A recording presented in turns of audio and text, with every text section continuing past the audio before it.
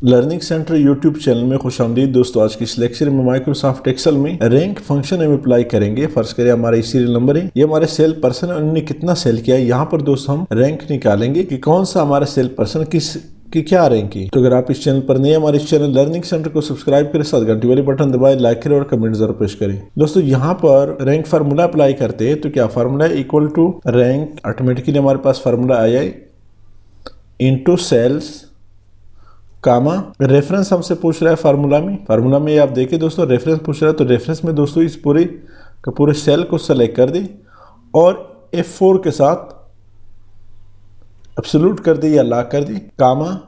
यहाँ पर दोस्तों हमसे पूछ रहा है डिसेंडिंग ऑर्डर दे रहे आप रैंकिंग को या असेंडिंग ऑर्डर दे रहे या डिसेंडिंग।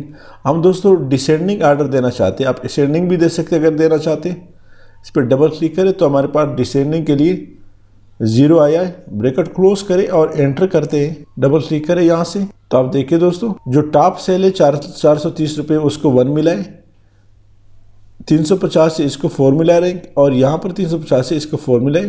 जो कम सेल है उसको भी यहाँ पे मिला है।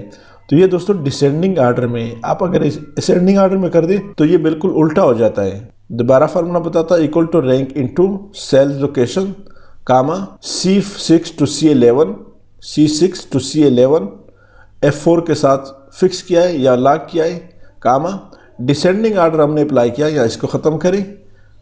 तो आप देख रहे हैं दोस्तों डिसेंडिंग और असेंडिंग है, डिसेंडिंग अप्लाई किया है और ब्रैकेट क्लोज किया है, एंटर करते हैं तो ऑटोमेटिकली दोस्तों यहाँ पे डिसेंडिंग ऑर्डर अप्लाई हो गया। तो उम्मीद है दोस्तों आज की इस लेक्चर की समझ आई हो। इस लेक्चर में दोस्तों आपके लिए किसी किस्म का मसला हो तो हमें दोस्तों कमेंट्स में जरूर इसमें दोस्तों आपके लिए किसी किस्म का मसला हो तो दोस्तों हमें कमेंट्स में ज़रूर बताएं।